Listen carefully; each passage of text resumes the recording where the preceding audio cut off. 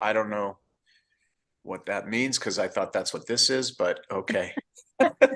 Weren't we already? I don't know. That means it's on YouTube now, I think. Oh, okay. Wow. My mother would be so proud. We're on Maybe. YouTube. Yeah, maybe. Yeah, my father is still would be upset I'm not running Leder Brothers scrap iron and metal, but okay. All right. So before we begin, um, I know that some of you do not want your cameras on. If you're willing to put it on, though, I will say that helps me recognize you if you want to speak, and also some of you have screen names like Granny, so I have no idea who it is. So turn on your cameras, but unless you really don't want to, that's fine too. And the other thing is to just stay on mute. We're going to say the blessing for Torah study together and then get into it. But everybody just stay muted unless you want to speak, and then wouldn't it be great if life was like this? You could just ask everyone to mute.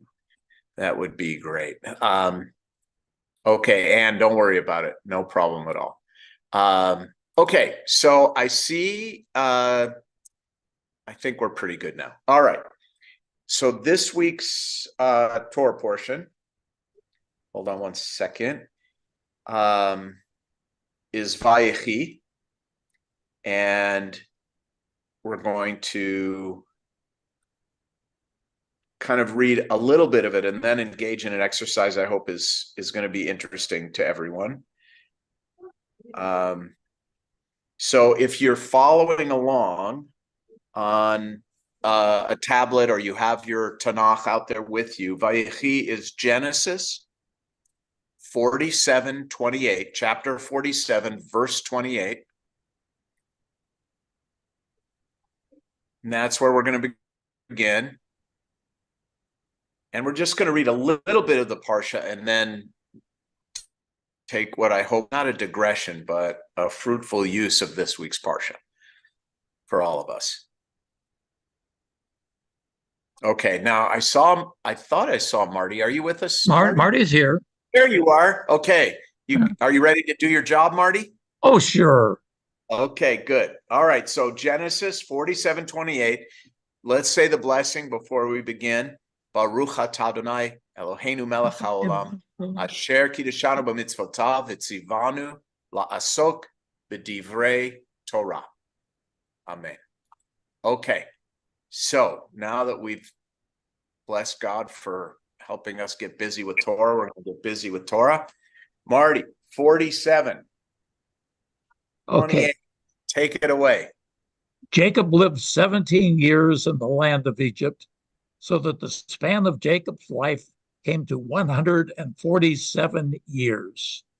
And when the time approached for Israel to die, he summoned his son Joseph and said to him, "Do me this favor. Place your hand under my thigh as a pledge of your steadfast loyalty. Please do not bury me in Egypt.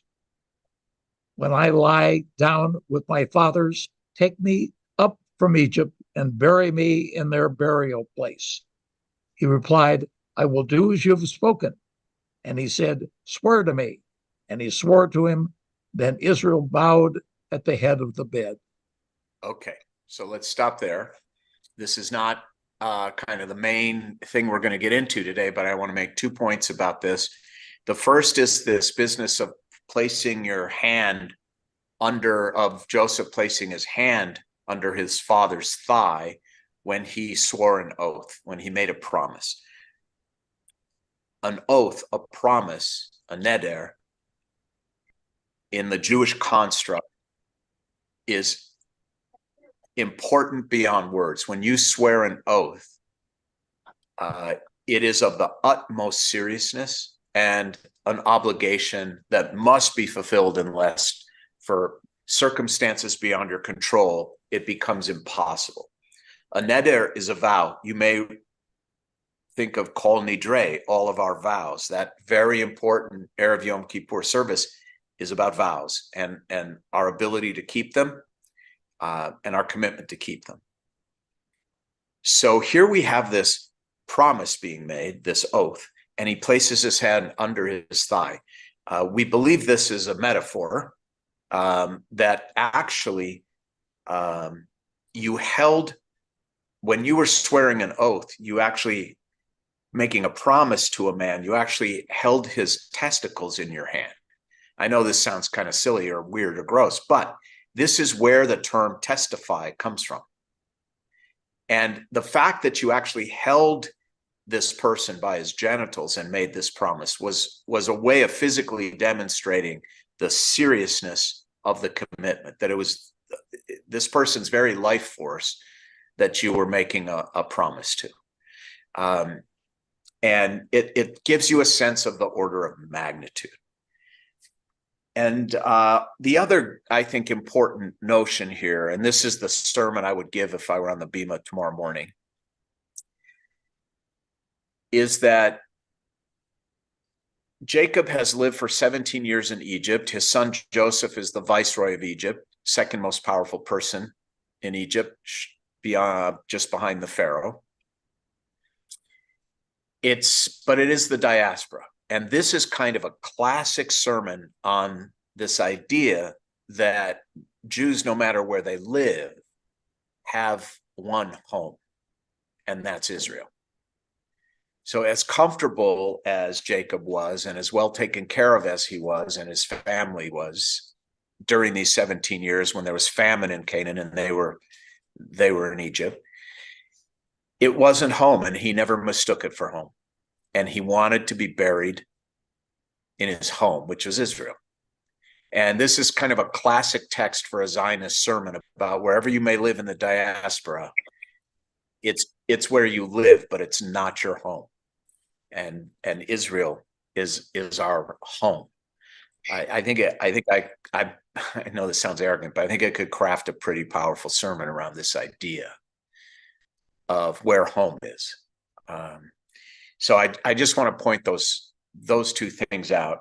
It's not the bulk of where we're headed here. We're headed to a beautiful story of reconciliation, and then we're going to talk about ethical wills. So Marty, let's go now to where it says sometime afterward. Okay.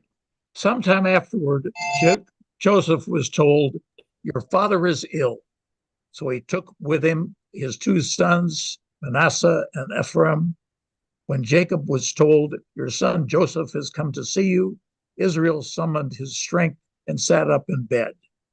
And Jacob said to Joseph, "El Shaddai appeared to me at Luz in the land of Canaan, and he blessed me, and he said to me, I will make you fertile and numerous, making of you a community of peoples, and I will assign this land to your offspring to come for an everlasting possession. Now your two sons who were born to you in the land of Egypt before I came to you in Egypt shall be mine. Ephraim and Manasseh shall be mine no less than Reuben and Simeon." But okay, I want to stop you here. There's a very wait, Marty. There's a very subtle change here. How are we introduced to these two boys as Manasseh and Ephraim, right? You see that? Now, that's verse 1.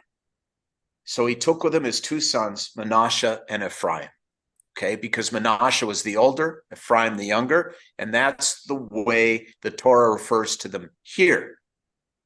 Then we go down, and we then see, instead of Manasseh and Ephraim, when you go to verse 5, you see the switch. Ephraim and Manasseh shall be mine. So Jacob is flipping the order of the names. We're going to see why in a minute, but I just want to, it's easy to miss this, but it's a very important change. Okay, let's keep going. But progeny born to you after them shall be yours. They shall be recorded. Okay, we're going to jump, instead. Marty. Wait. Let's just jump to verse 8. 8. Okay. Noticing Joseph's sons, Israel asked, "Who are these?" And Joseph said to his Father, they are my sons, whom God has given me here. Bring them to me, he said, that I may bless them. Israel's eyes were dim with age. Wait, Marty, you're stay in front of your microphone and go again. Now Israel's eyes. Okay. Now Israel's eyes were dim with age. He could not see. So Okay, Joseph let's brought stop them. there. Stop there. Okay. Stop there. A lot of you know Torah pretty well. Is this reminiscent of anything, an earlier chapter in Jacob's life? No. Susan, go ahead. Tell us. Yes, Israel's eyes were dim when Jacob stole the blessing. And so You this mean is Isaac's eyes. Isaac's. What did I say? Israel. Right. Okay. Isaac's eyes. So Isaac's eyes, Jacob's father, Isaac's eyes were dim, and that's how Jacob tricked his father into giving him the birthright blessing, even though he was the younger of the two boys. Okay?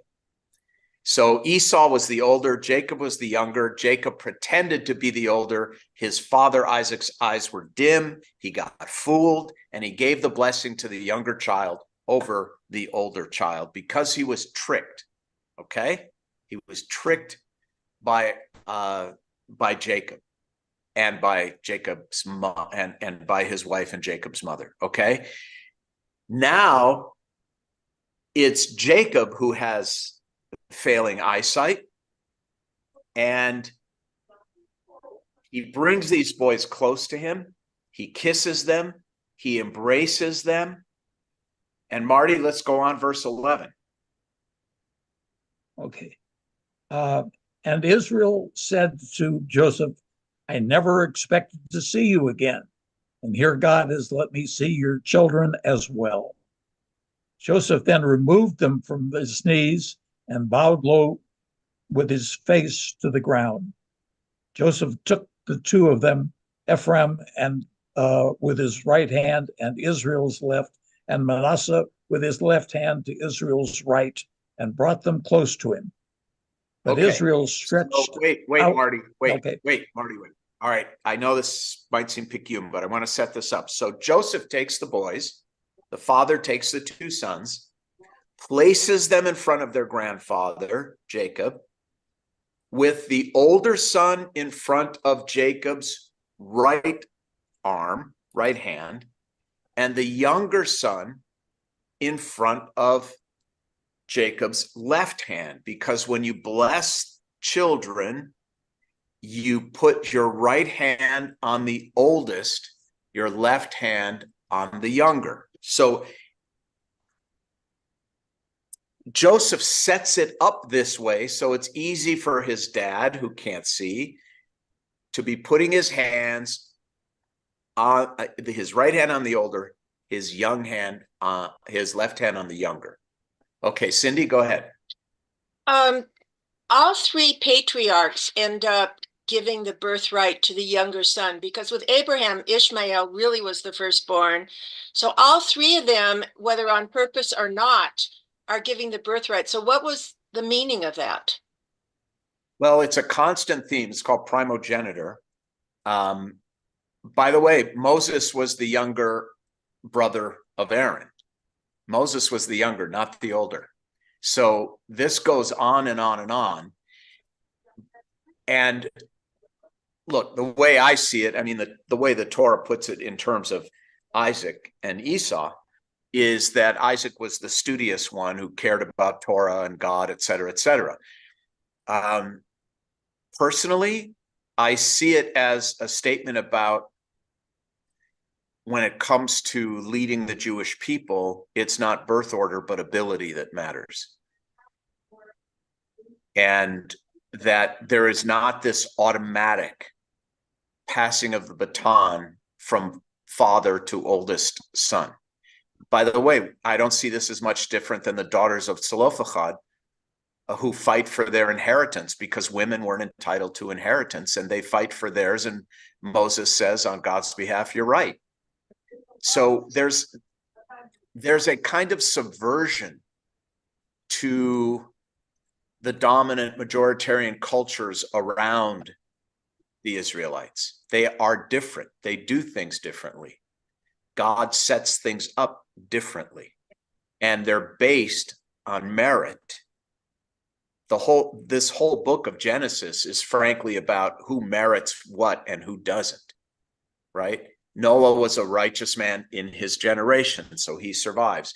Abraham couldn't find 10 righteous people in Sodom or Gomorrah. So this is really, I believe, this is one person's view after thinking about it quite a bit, that what we're establishing here is a merit-based theocracy rather than a birth order or wealth or familial-based theocracy.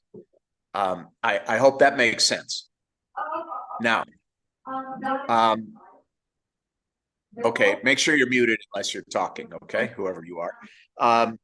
Now, so the boys are set up properly for their grandfather to reach his hands out, and his right hand will be on the older, his left hand will be on the younger. Marty, let's see what happens. Verse 14. But Israel stretched out his right hand and laid it on Ephraim's head, though he was the younger, and his left hand on Manasseh's head, thus crossing his hands, although Manasseh was the firstborn, and he blessed Joseph, saying, the God in whose ways my father Abraham and Isaac walked, the God who has been my shepherd from my birth to this day, the angel who has redeemed me from all harm, bless the lads.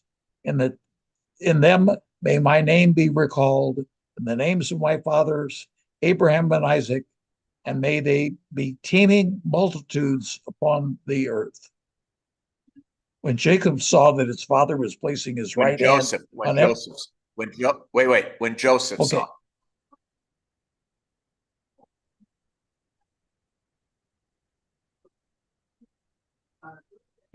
Go ahead, Marty. When Joseph saw. Okay. When Joseph saw that his father was placing his right hand on Ephraim's head, he thought it wrong.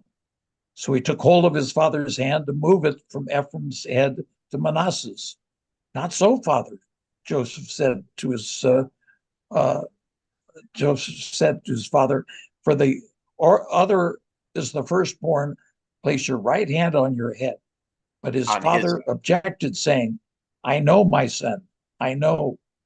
He too shall become a people, and he too shall be great. Yet his younger brother shall be greater than he, and his offspring shall be plentiful enough for nations. So he blessed them that day, saying, but you shall Israel invoke blessings, saying, God make you like Ephraim and Manasseh. Then he put Ephraim before Manasseh. Okay, let's stop there. Now, the last time we had a blessing of the younger rather than the older was Jacob stealing the birthright blessing from his blind father, pretending to be his older brother Esau. It was all done by way of deception. Now, I think this is one of the most sort of beautiful tikkunim, beautiful repairs in the Torah.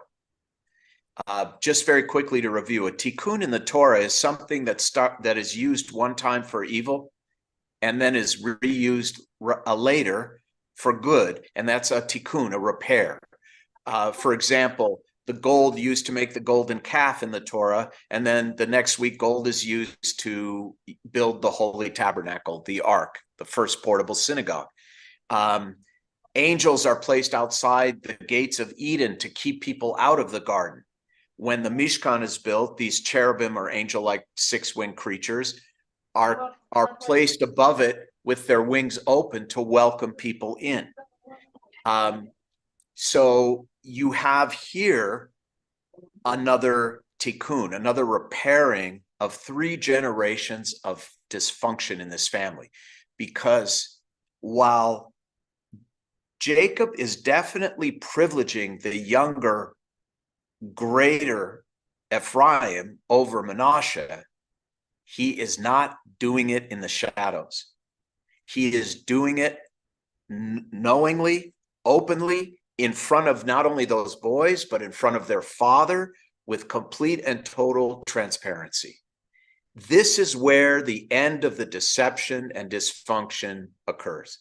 He stops it here before he dies, and in a sense, sets things right.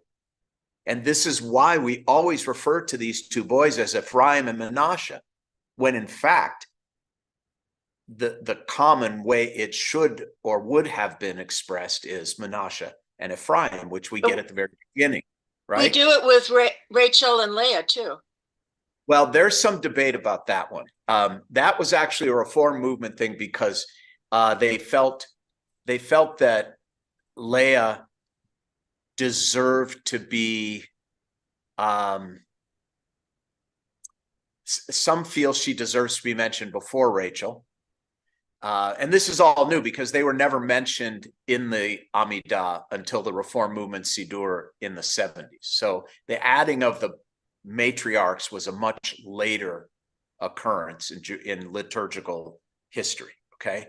But some people feel, well, poor Leah, she should be mentioned last because the last is the most important. Some people, no, she should be mentioned first because she was the older, and it should be older, younger. So frankly, mostly the decision was made by some of the female rabbis editing the prayer book. But it's a very new occurrence in terms of even mentioning the women at all. So I take your point, but I don't think it was done for the same reason that we see it being done here. But in any case, the beautiful part of this is a grandfather and a father who has decided to stop these dysfunctional secrets in this fourth generation and fifth generation of this first Jewish family. And I think it's just a beautiful decision. And this is still the blessing that we say on Shabbat for sons at the Shabbat dinner table. May God make you like Ephraim and Manasseh. And openly, at peace, transparent, successful, no bickering.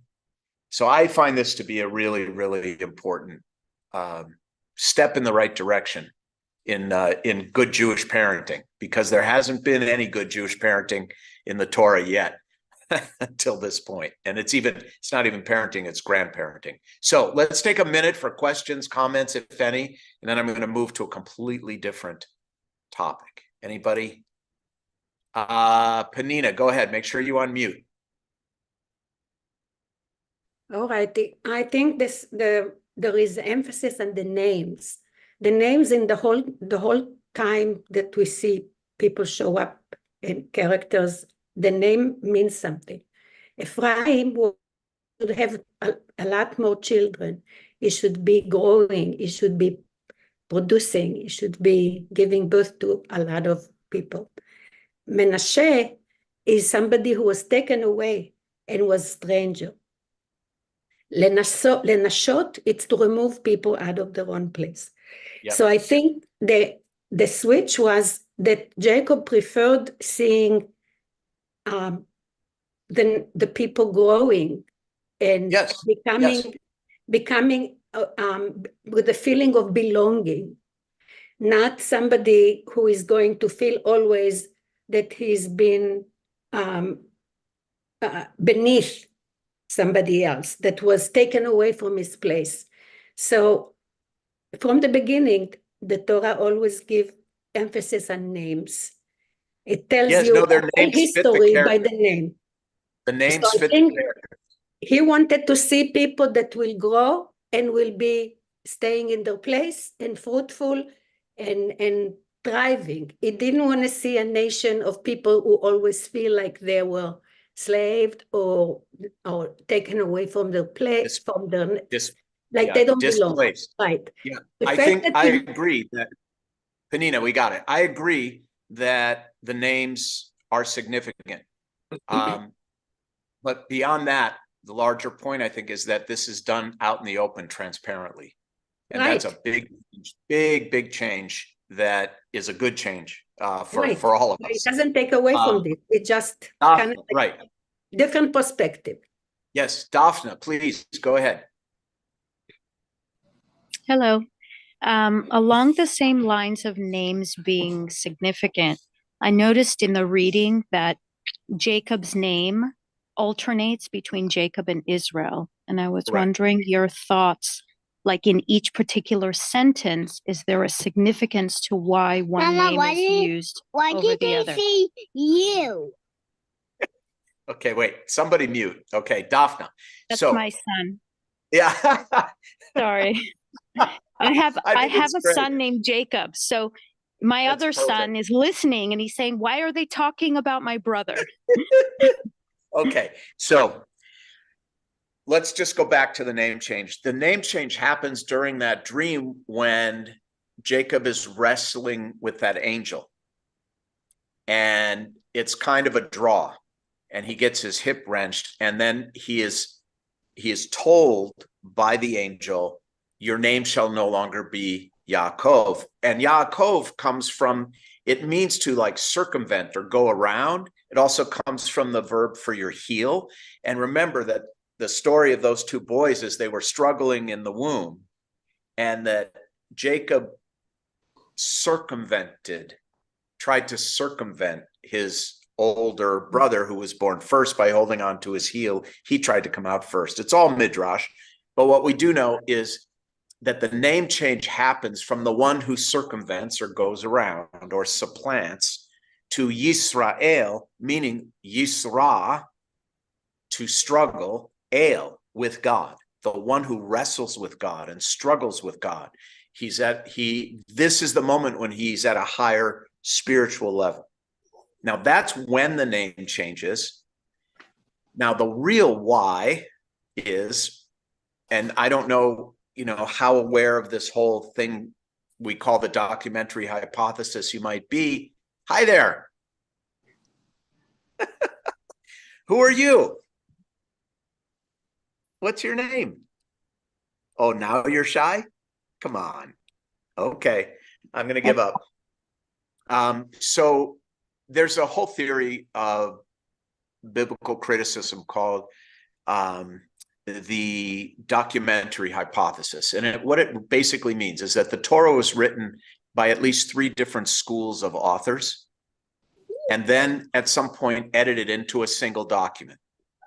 So what these names probably tell us is that one school of authors knew this character, this person, as Yaakov, and the other as Yisrael. And so a story was created to explain why both names exist and to kind of blend these two schools together. For example, another example you see today is you hear Jacob use the term for God, El Shaddai. There's also Adonai, Yud He Vav He, Elohim.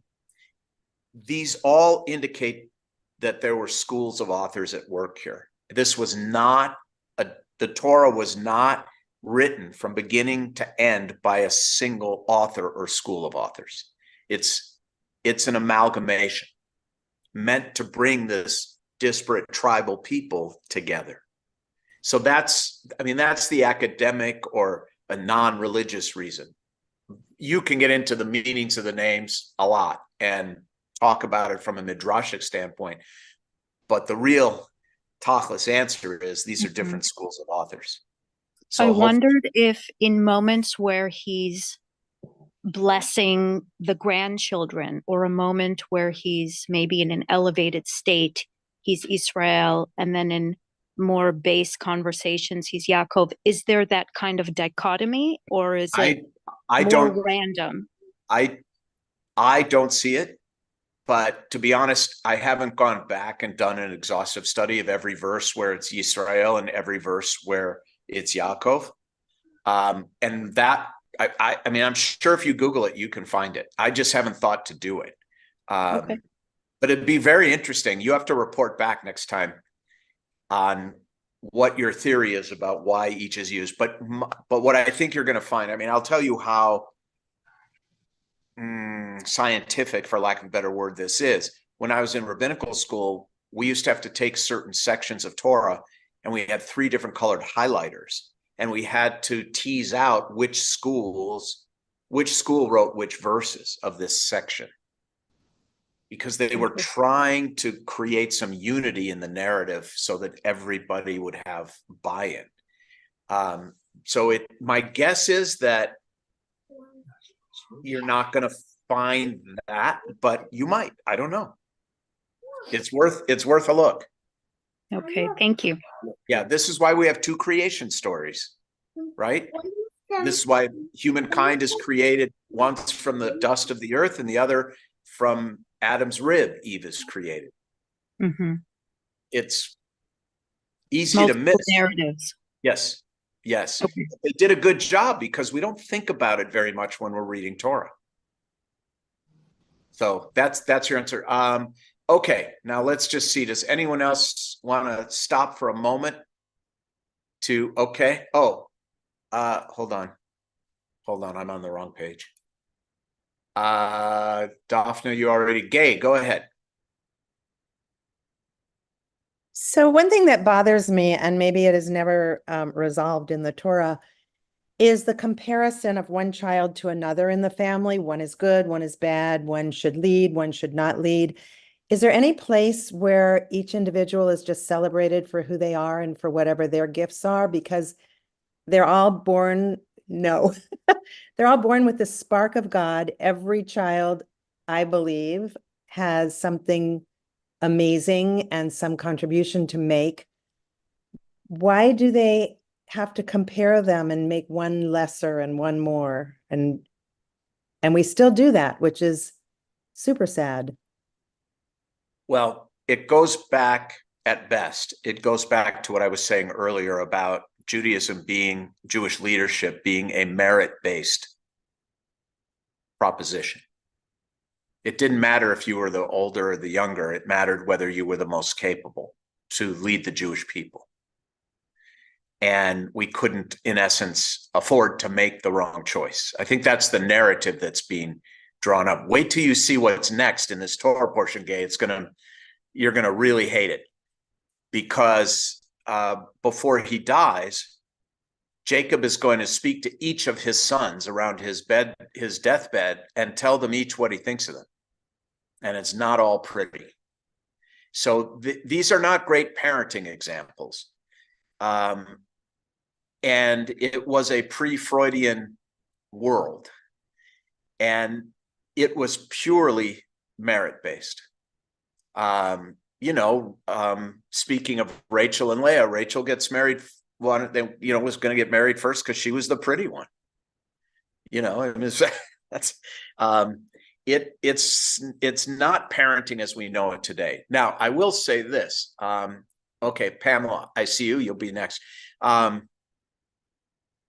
will say that I think to some degree we have privileged other things over merit, perhaps to a fault. I think the sweet spot is somewhere in the middle. Like, if it were up to me, if I could rename the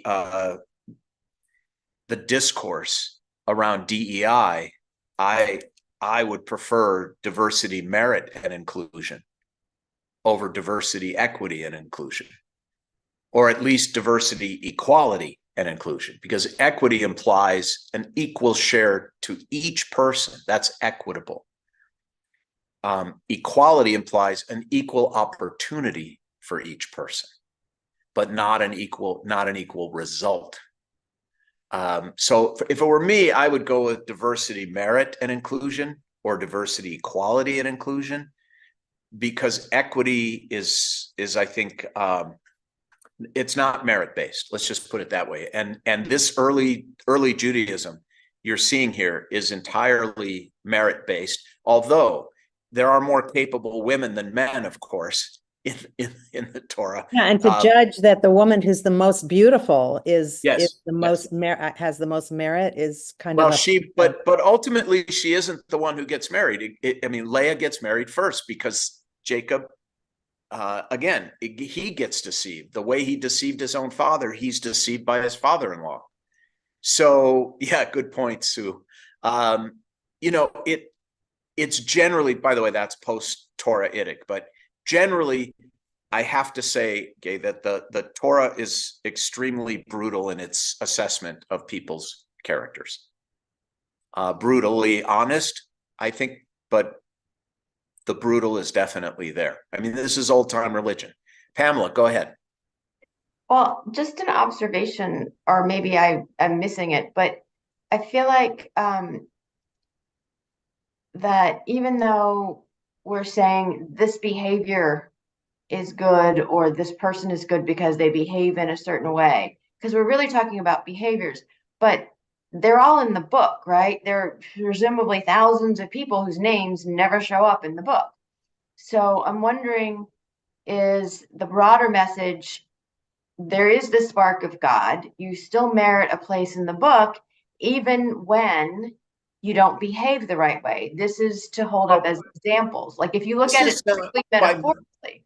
Well, but by merit, I'm not talking about moral character. No, but I'm saying to her original point, not about your merit point. Your merit point I totally agree with, but I'm just. And Menashe is mentioned, and his grandfather says he will be great, but this kid even greater. And I know what I'm doing here, and I'm doing it openly. Listen, I don't know a family business, multi-generational family business, where this conversation hasn't taken place. Why does my cousin Mark get to run the junkyard and I don't? Well, Mark's older and he worked there longer. Yeah, but I'm smarter than Mark. So this is not an unfamiliar dynamic in any family business about succession. Succession is always, I'm overstating that. Succession should be, I believe, ideally based on merit, not on birth order. And I think that's the big point that's being made here. But if you're going to base it on merit, not birth order, don't do it through trickery. Be straight up about it. And that's the difference, the tikkun that's going on here. But is every human being worthy? Of course. I mean, every human being is created in the image of God.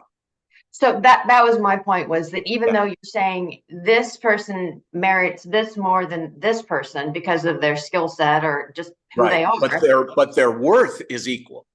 That's I was trying to draw that distinction. That's it. And you're not saying that the worth is different, but that they merit this benefit, if you will, because they have different skills. That's exactly right. It's not their worth that is hierarchical. It's their skill level for the job that needs to be done. It's like any job in our life. There's either a good fit or there's not a good fit. And it doesn't really matter. You're not saying that you're better or worse as a human. Correct. That's the part I think that's exactly right. Trust me, you do not want me doing brain surgery on you. Okay, trust me. Okay, there are people better suited. Does that mean the brain surgeon is of greater worth than the rabbi or the butcher? Ability based. No, there's no hierarchical value. Now, this actually, Pamela, is a super important point. I'm really glad that you push this. So the idea here in Judaism, which is a new idea at the time, is that there is no relative value to human life. I want to say that again. It's a very important point. There is no relative value to human life from a Jewish legal perspective. If you have 30 minutes left to live or 30 years left to live, your life is of equal value. If you are a prisoner, a criminal, or a neurosurgeon, your lives are of equal value. This, by the way, is why active euthanasia is forbidden in Judaism. Passive euthanasia is allowed. You can remove things that are artificially keeping people alive, but you cannot hasten a person's death, because if they're alive, their life is of equal value to anyone else's. And this, by the way, is also why abortion is a very tricky issue in Jewish law. I remember a few years ago with you, we traced the actual halakha related to Sue, you'll be next, to the how we get to where we are in abortion. But I think it's very important. This is why things like all lives matter are thoroughly Jewish, because we do not distinguish between the value of people's lives. And that's a fact about Judaism that really is a differentiator. Okay, Sukasa, you're up. Yes, my question is, how do they, given that that's the Jewish philosophy, how do they, what's the word I'm looking for? Do they apportion life in a hospital? What do they do? How do they apply this in a hospital? You've got a baby, you've got one dose of medicine. You can give it to a 90-year-old or you can give it to a baby. What do they do in Israel? Well, first of all, Israel is not a theocracy and it's not governed by Jewish law. Ah, that's true. Yeah. So that they would not be consulting Talmud to decide who gets the medicine. Okay. However, the chaplain might, because, you know, there's this famous story about one canteen and two people, and there's only enough water to keep one of them alive. Or how about the one with the daughter? Yeah, and the That bottom you cut one it in is half, cut the daughter in half. you don't choose. Because all lives are of equal value. Mm-hmm. So, but the hospital would consult probably their compliance officer, not the rabbi. Okay. All right. So did someone else have their hand up? Let me see. I thought maybe, no. Okay. All right. Penina, there you go. Next time, Penina, use the feature that raises your hand, because I can't see everyone on one screen. Go ahead. It's okay. It's okay. In the Bible, I don't know whether the names were given later by the writers, because the name either were based on something that happened to somebody in the past or at the moment, or that describes something to them that reminds them the past, or it's wishful thinking. That's I think they're anachronisms. that the person is going to be. So I don't know if it's a matter that those writers can decide later on what the name they do should have been, or when is it given. Because at the time of the Bible, when it was when you read it, this is the time that the name already shows up. And then whatever interpreter does with it later, it's interpretation, but the names are there. Yes. So in the beginning, the names are in the origin. Okay. So I always thought that it's either something that happens to them in the past, like what happened to Joseph, Menashe, or it was something that they either achieved, like when Jacob wrestled with God, or it was like it's a situation, or it's a wishful thinking. When you have a baby, you call her Yafa. Like Yosef said, right? Yeah. He called them Ephraim. God may be fruitful. So I am not giving the credit to the writers that came later, even though some of them maybe deserved it. I think it's there already. And if we look at that, it's easier to go look why, and then we'll find out that the name fits. I think it's both, Penina. I think these names, first of all, the entire thing is a narrative. So these were not real people. These are characters. And secondly, some of them are definitely anachronisms and were added later. There are many things in Torah that are anachronisms. For example, there are camels in the stories about slavery in Egypt, and camels weren't in Egypt until 1,000 years after. that took place. So it's art.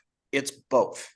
Okay. Well, And I'm it gives us 84 room. years old, and when I was 8 or 7, I started learning the Bible, and the names never changed from then to now. So in 80 years, nobody ever changed them. No, I'm I talking think that about. I'm going to depend on the ones that I learned when I was 8. No, I'm not saying that the names change. I'm saying that when they were written, the names were Right. often reflecting the result of a person's life rather than predicting it. Right, some of it is wishful thinking, I think. That's right. Okay, now I just want to make sure we're good. Okay, I do want to address, because we don't have time to go fully into the other thing I wanted to do, I do want to address one of the questions in the chat, which I think is really important, from Gay, where, we were talking about there is no relative value to life in Judaism, and then she says, well, what about what Israel is doing in Gaza right now? Oh. And how do we justify killing if everyone's life is of equal value, right? And it's a fair question. And here I think we need to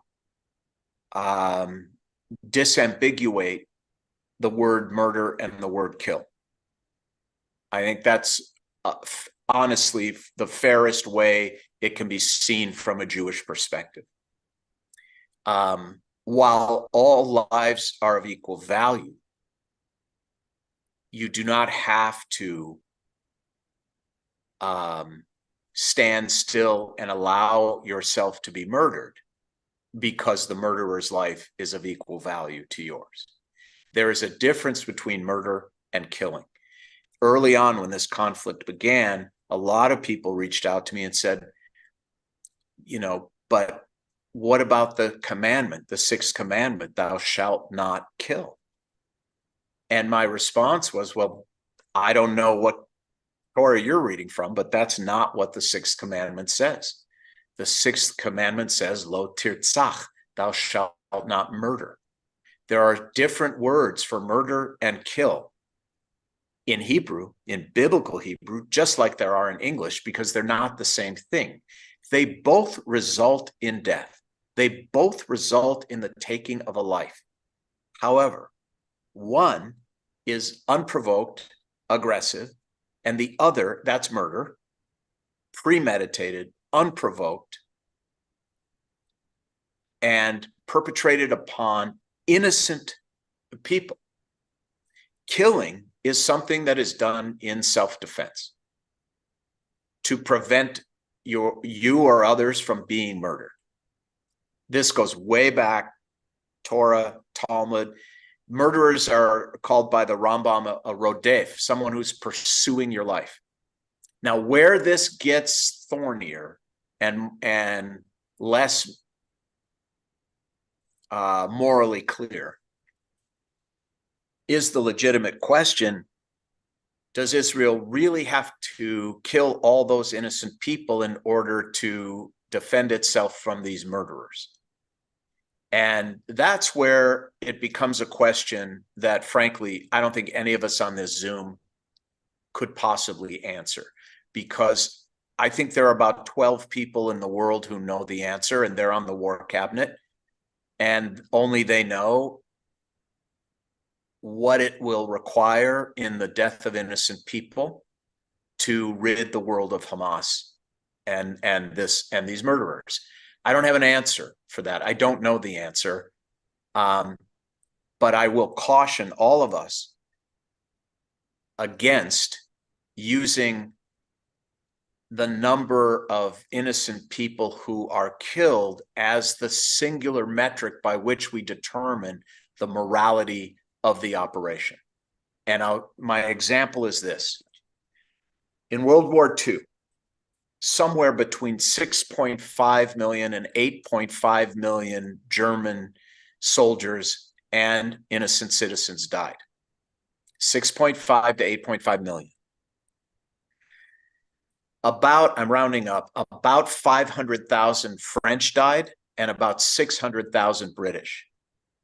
So, to use a blunt term, the body count among Germans was far, far, far greater than the French or the Brits. Now, does that make the Germans the victims and the Allied forces the victimizers? I don't think so. I don't see it that way. So I would just urge, and I know what I'm saying is not going to be, that not everyone agrees with this, and I don't expect everyone to agree to it. But my view is that when you're talking about moral clarity, the number of dead of innocents on each side is not the way to determine victim and victimizer or murderer versus killers. The only way around that, the only way for this to have been proportionate, if it's about body count, is for Israel to have waited for a music festival in Gaza, gone in, raped, dismembered, burned, and murdered exactly the same number of Gazans as Hamas did Israelis, and then we could say, okay, all life is of equal value. And I don't think any of us believe that in any way would be the appropriate or necessary response. So when we talk about proportionate response in war, technically, it means that you don't cause more damage than necessary or more death than necessary to achieve the military objective. Now, is Israel trying its best to avoid killing innocent people more than necessary to achieve the military objective? Look, I think so. I'd like to think so. But lots of innocent people are going to die, Gay, and a lot more than Israelis who died on October 7th. But the number dead is not the metric, in my view. And that's a harsh, very harsh thing to feel and to say. But the proportionate response in the literal sense, to me, is not helpful. Yeah, I don't disagree with you about the numbers. I think I'm just so deeply disturbed by the path that Netanyahu has taken. And I can't help but feel that there were other choices and that we could have been a shining light to the world about how to deal with these kinds of things. And instead, what would you suggest? I don't know. I've read a lot of things and I haven't come up with like a perfect answer, but I do know that, first of all, I've read enough experts say that it's impossible to completely eradicate Hamas. That's probably not going to happen. And I also really believe that the kind of destruction that we're doing is never going to end terrorism. It just propagates. What we're doing is we're just generating probably 2 or 3 more generations of terrorists rather than trying to stop it. Ideally, what we would do is be able to round them up and put them in a prison like they have in Norway, where they're treated with dignity and kept there so that everybody can be safe. I realize that that's probably not practical. Well, no, I think it is. No, I think it is. The problem, Gay, listen, this war and this death of innocent people could be over in 1 hour. If Hamas put their weapons down. Yeah. What if we put ours down and we'll be dead. Found it? Really? Yeah. That'd be it.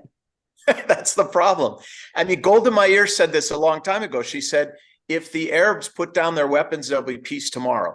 If we put down our weapons, there'll be a massacre tomorrow. We'll be dead. Right.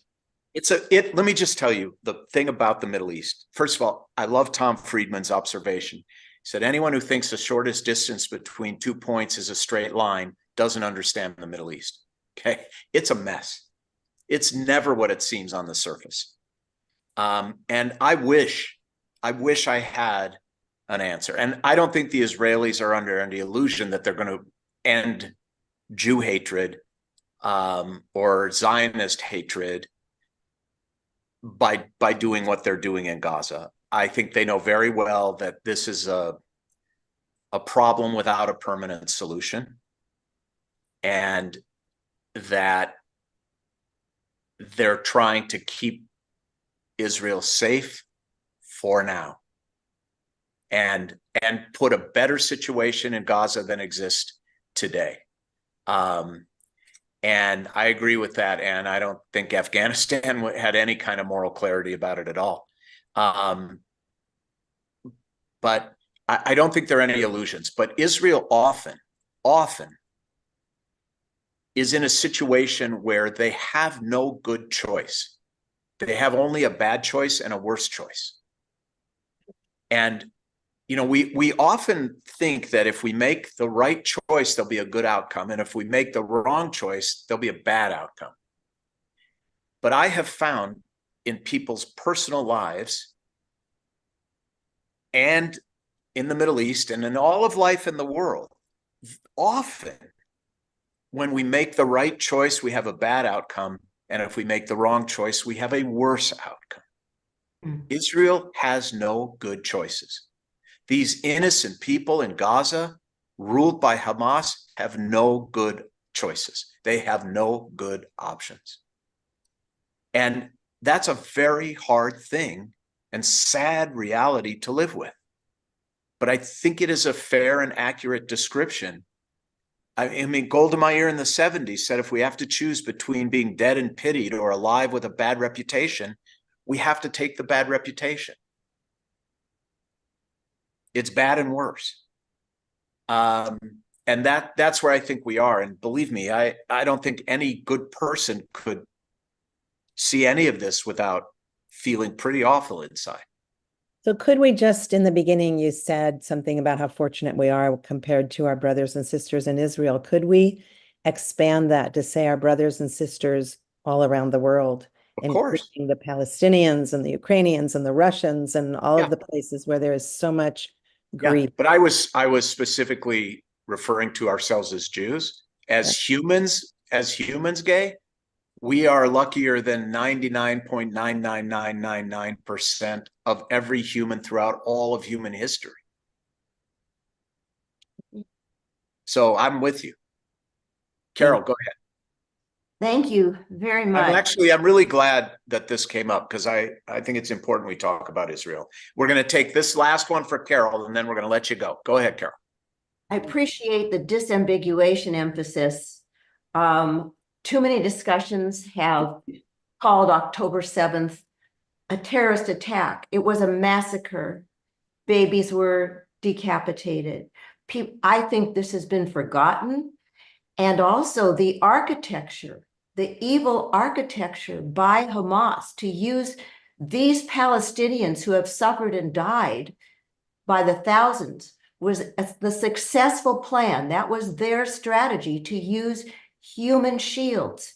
It was never created by Israel. And in order to unearth the Hamas network, they are the casualties of war. Yes, I think a lot of people see it that way, but I also think it's important to acknowledge their innocence. And just an order of magnitude, now that these tunnels are being explored in a deeper way, no pun intended, that tunnel network is an underground fortress. Those tunnels, there are long enough. The total length of all the tunnels combined, it would take you driving from LA to Palm Springs and back to cover that much mileage. So these are not insubstantial difficulties that the Israelis are facing. And from an enemy with an unlimited checkbook. I said we were going to end, but Barry, you're looking so good there, so suave. I can't say no to you. Go ahead. No, I'm irresistible. Steve, I agree with so much of what you said, but I want to add one more thing. I think Mr. Netanyahu is Israel's version of Donald Trump. I agree with so much of what Tom Friedman explains to us. I have good piece to add, and as far as criticism of Netanyahu, I think so much of the damage that the forces are doing in Gaza militarily is in response to their complete failure of intelligence to know what Hamas has accomplished in the years previous to their attack on Israel. I think they are making up for their complete and utter ignorance in intelligence. They should have known. I agree, Barry, but let me tell you, I'll tell you how I'm dealing. Their nose. Yes. Not know. Right, so smart in the look, past. There's no question that's a legitimate point, but for me, I can just speak for myself. Why am I not speaking out about that right now? Right now, talking about the security failures feels like saying to a woman who was raped, you should have been more careful. What were you doing in that neighborhood? Why were you wearing a blouse like that? That time will come for Israel. Netanyahu, the investigations, Golda Meir couldn't survive 73. So he's not going to survive this as prime minister. But right now, you have a unity government. You have a guy on the left who's essentially managing the war. So we can't, you're right, Barry, but right now, it's immaterial. It will become material, but right now, I don't think blaming the victims is a good move right now, because it's not helpful, but it will be. It will be helpful later. That they are, by this damage that they're doing in Gaza, is not simply erasing the current Hamas, but they are planting the seeds for the next 2 or 3 generations of Hamas. They are creating. Wait till they're going to do to the United States with some. If they terrorists are going to do damage to us here. They are just building it's the bad and worse all over the world. Barry, it's bad and worse. And honestly, I think the seeds were there if they did nothing, and the seeds were there if they did what they're doing. It's a bad situation. Pressure on it. This is a pressure cooker ready to blow its safety valves all over. Okay. On that note, I want to end. Wait. I want to end on a positive note. Okay, and I'm not kidding. And then I'm going to say goodbye to everyone and be out here in Joshua Tree before Shabbos. I am optimistic. Not that any of what I'm about to say is worth what Israelis and Gazans are going through. None of it is worth what I'm about to say or went through. However, I do believe that in the aftermath, there will be a Marshall Plan for Gaza, and it will be rebuilt. It will be handed over to PLO, slightly more legitimate leadership. But more important, I do think the deal with the Saudis will go through. And that is a huge, huge change for the dynamics of the Middle East. 85% of Muslims are Sunni. Saudi is the epicenter of the Sunni universe. The 2 holiest sites in Islam are in Saudi Arabia. Making peace with Saudi Arabia, and we know that peace treaties work. We know they work. They've held with Egypt, they've held with Jordan, they've held with the UAE, they've held with Bahrain, they've held with Morocco, held with Sudan, and it will hold with Saudi Arabia and further marginalize Iran and Qatar, and it will hopefully create yet another island of real safety and stability between Israel and its neighbors that currently doesn't exist. And is it worth what we're going through for that to occur? No, but we can't let it be worthless. And on that note, like I always say, if you have to go through hell, don't come out empty-handed. I've already kept we have peace with Egypt and with that's what I said. He did. And it's right next door. I know. It's like blaming the victim when you're looking at the anti-Semitism all over the world. You I said cannot, this. you cannot It's- give reasons why. If somebody wants to hate Janina. somebody, that's their Except reason. what he said. Stop, you're Yeah, saying the same that, thing. that, except that's what I said. So, Yeah. all right, guys, I want to wish you a beautiful Shabbos and a pray, and we're all going to pray for peace. Pray for Bye. Amen. Okay, it's good to Shabbat see you shalom, all. everyone. Shabbat shalom. Happy New Year. Shabbat shalom. Happy New Happy New Year. Everybody. 2024. Thank All you. right. Thank you for this discussion. Yeah, Happy Thank New you. Year. Thank Be you, well. Steve.